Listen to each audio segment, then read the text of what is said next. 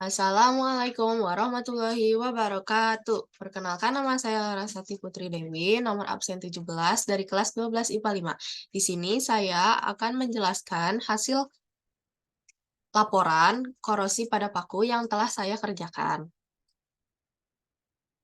Tujuannya yang pertama menganalisa faktor-faktor penyebab korosi serta cara pencegahannya. Yang kedua mengamati proses korosi pada paku. Dasar teori.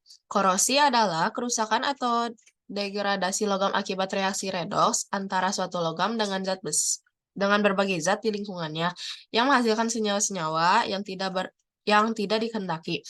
Dalam bahasa sehari-hari, korosi disebut perkaratan. Korosi juga dapat diartikan sebagai serangan yang merusak logam karena logam bereaksi secara kimia atau elektrokimia dengan lingkungan. Penyebab korosi ada dua, yaitu dari bahan itu sendiri dan dari lingkungan.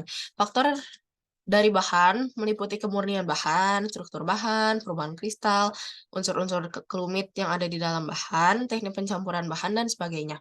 Faktor lingkungan yang meliputi tingkat pencemaran udara, suhu, kelembapan, keberadaan zat-zat kimia yang bersifat korosif, dan sebagainya.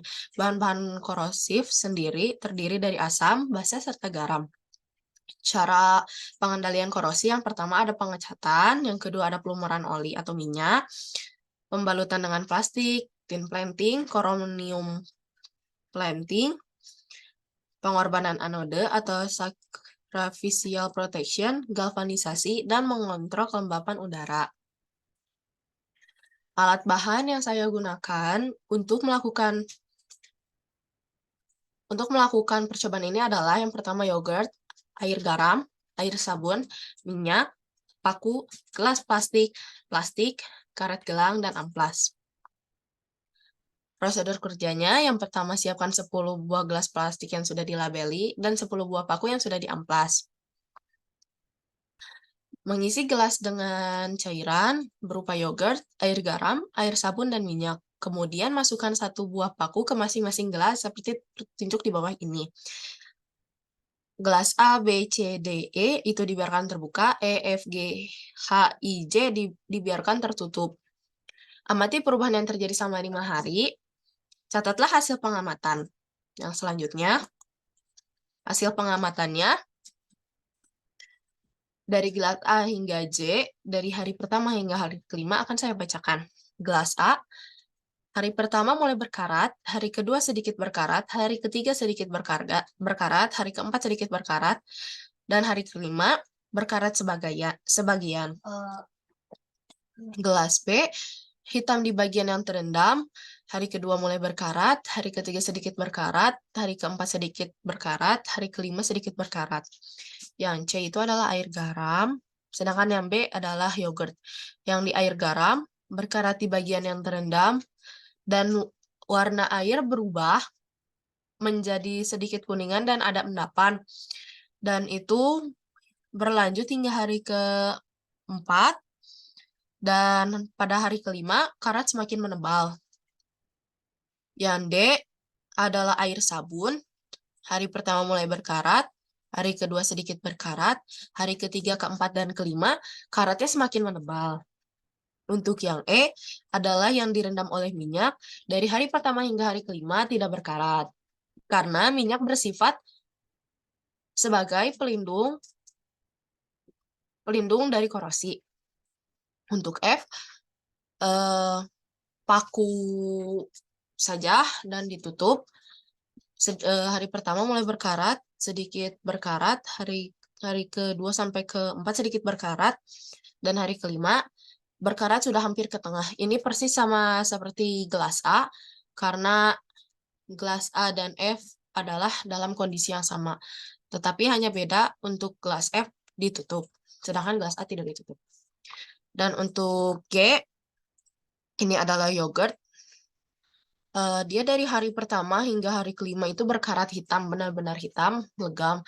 Dikarenakan yogurt itu adalah bahan yang mudah basi, dalam waktu 2 jam. Sedangkan saya melakukan percobaan selama 5 hari dan menghasilkan basi yang cukup asam, apalagi jika yang G itu saya tutup gelasnya sehingga asam itu tidak bisa keluar. Jadi si karatannya itu hingga hitam gitu. Dan untuk yang H ini garam ya, sama kayak yang C, dia berkarat, mulai berkarat, sedikit berkarat, karat menebal, dan tetap ada endapan dan juga air berubah berwarnanya jadi warna keruh. Untuk yang I, ini air sabun, mulai berkarat, sedikit berkarat hingga hari keempat, kemudian karat menebal. Dan yang J, itu adalah minyak, dia dari hari pertama hingga hari kelima tidak berkarat. Ini dokumentasi yang dari langkah kerja. Ini yang pertama ada di amplas, terus ada bahannya, cairan-cairannya, kemudian dimasukkan satu-satu dan disimpan. Ini dokumentasi hari pertama, seperti yang sudah saya jelaskan tadi sebelumnya. Ini berurut dari A sampai E yang paling atas, yang bawahnya F sampai J. Dokumentasi hari pertama, ini hari kedua, ini hari ketiga, hari keempat, dan ini hari terakhir. Seperti yang bisa dilihat di sini, dominannya berkarat kecuali yang paku E dan J, karena dia terendam oleh minyak yang bersifat anti karat. Ini urutan pakunya sudah sesuai dengan yang ada di PPT, huruf A, B, C, D, E, F, G, H, I, J. Bahan diskusinya, yang pertama, paku pada gelas mana yang paling cepat mengalami korosi? Jelaskan. Menurut saya, paku gelas B dan G, karena yogurt hanya bisa disimpan di suhu ruang selama 2 jam. Jika lebih dari itu, yogurt akan mengalami basi yang akan membuat yogurt tersebut sangat asam. Karena itu, yogurt bisa mempercepat terjadinya korosi.